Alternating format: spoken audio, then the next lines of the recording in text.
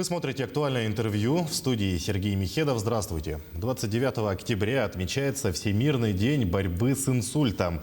Всемирная организация здравоохранения объявила борьбу с инсультом в 2004 году. В России смертность от заболевания одна из самых высоких в мире.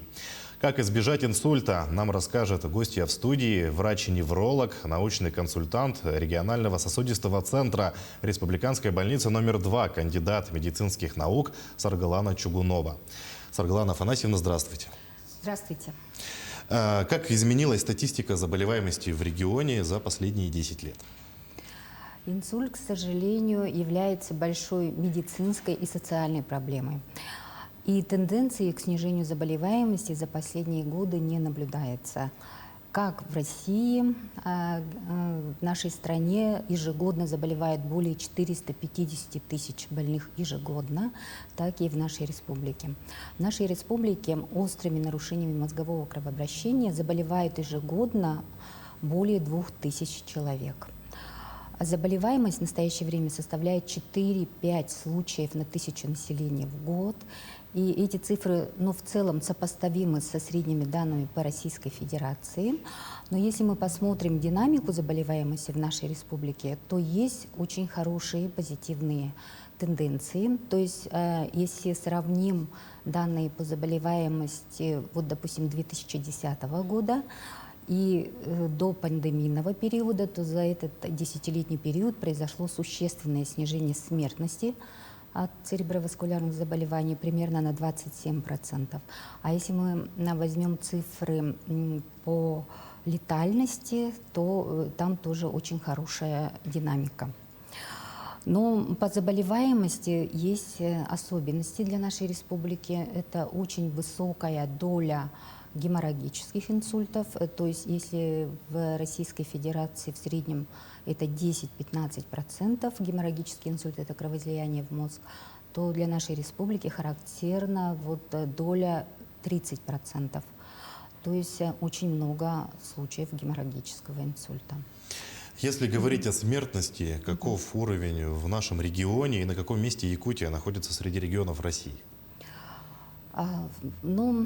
Смертность от инсульта в настоящее время составляет 0,83 случая на 1000 населения в год. В Российской Федерации сопоставимые цифры. Но, как я уже сказала, есть хорошие тенденции к снижению смертности от инсульта. Госпитальная летальность после открытия регионального сосудистого центра в 2011 году снизилась от ишемического инсульта в 2 раза, а от геморрагического инсульта на 30%. Это результат внедрения новых методов лечения, диагностики в региональном сосудистом центре. За этим стоит большой труд врачей-неврологов, нейрохирургов, рентгеноваскулярных хирургов, врачей реабилитации, организаторов здравоохранения, потому что было сделано очень много. И таким образом такие хорошие тенденции. Но за последний год мы наблюдаем тревожную тенденцию к увеличению смертности от инсульта. Это связано с тем, что новая коронавирусная инфекция, ковид, она дает очень много осложнений, в частности, со стороны свертывающей системы крови, очень много тромбозов. У данных пациентов это не только тромбозы мозговых сосудов, но и тромбозы в сердце, в легочной артерии, в сосудах конечностей. И есть еще такое осложнение, как васкулопатия, то есть вирус вызывает и повреждение сосудов. Поэтому мы наблюдаем более тяжелое течение инсульта у больных с ковидом по сравнению с пациентами, у которых ковида нет. Расскажите, пожалуйста, подробнее, как развивается это заболевание, можно ли обнаружить его на ранних стадиях? Инсульт – это не отдельное заболевание, это, как правило, следствие длительно протекающих состояний, основными из которых являются артериальная гипертония, сахарный диабет и атеросклероз. Эти заболевания протекают в течение длительного времени незаметно для самого пациента, и в конечном итоге приводят все-таки к какой-то сосудистой катастрофе, в частности, к инсульту.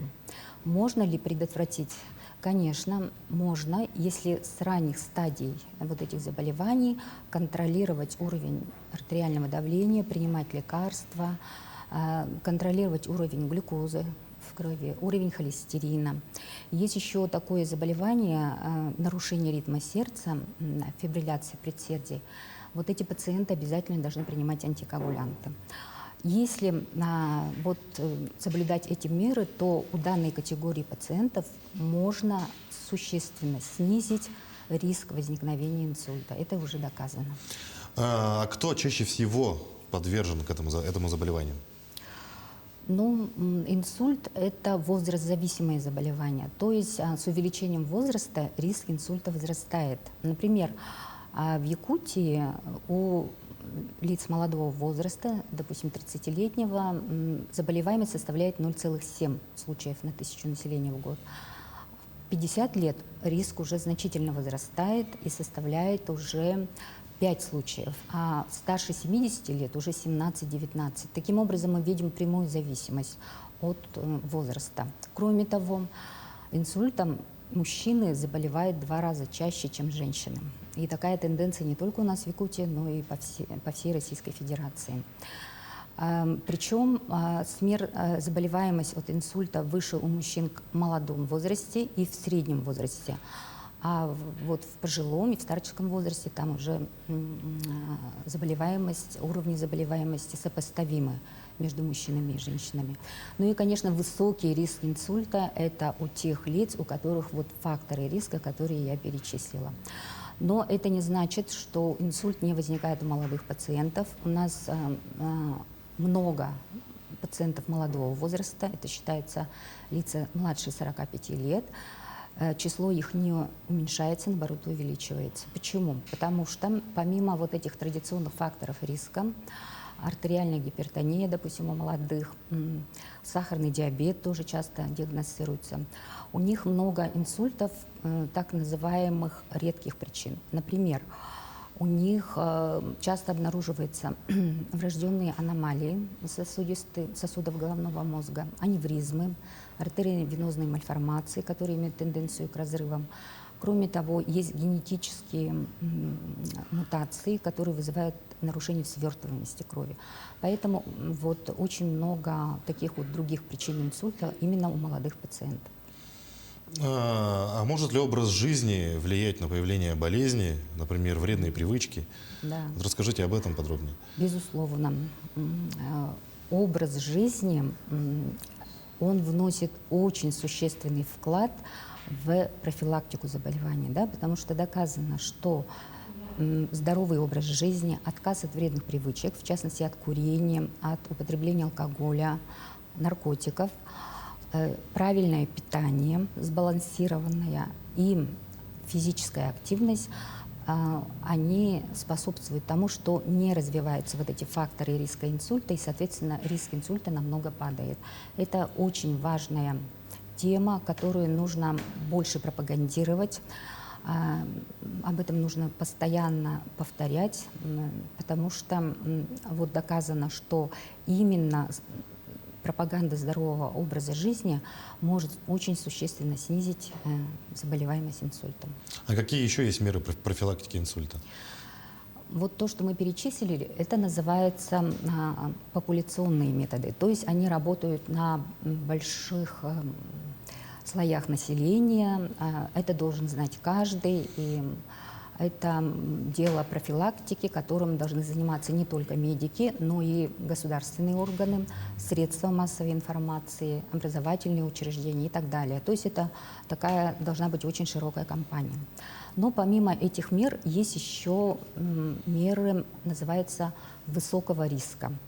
То есть вот эти вот меры уже осуществляют медицинские работники.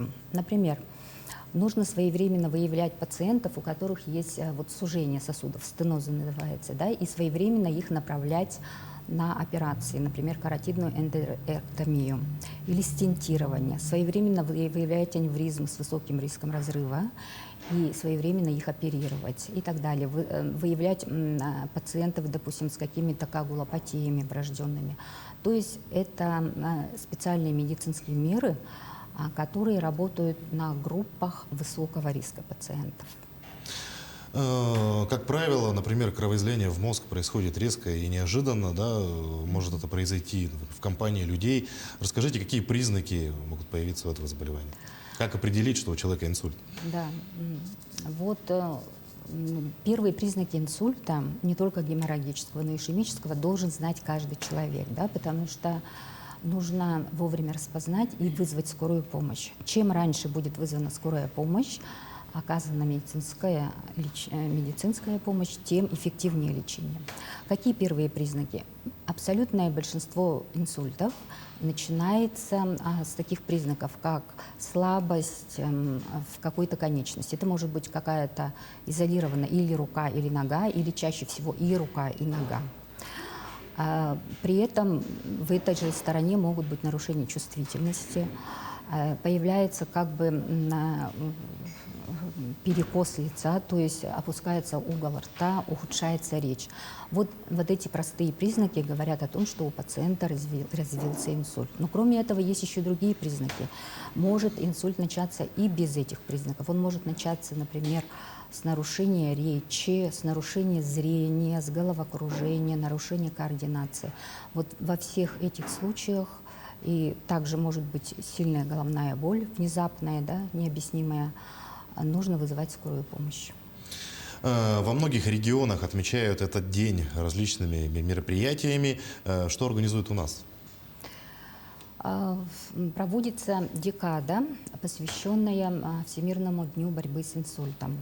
В конце октября, в начале ноября медицинские организации проводят вот такие мероприятия в средствах массовой информации, рассказывают о факторах риска инсульта, рассказывают о методах лечения, проводятся школы для больных, статьи в печати.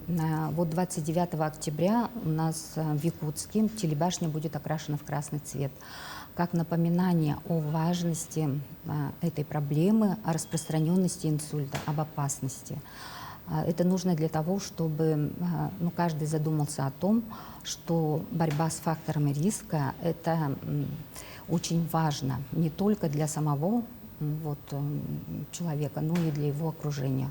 Каждый должен подумать и о своих родителях, о родственниках, чтобы вовремя коррегировать эти факторы риска. Сарглана Афанасьевна, очень большое спасибо за полезную информацию. Желаем вам дальнейших успехов в работе. Спасибо.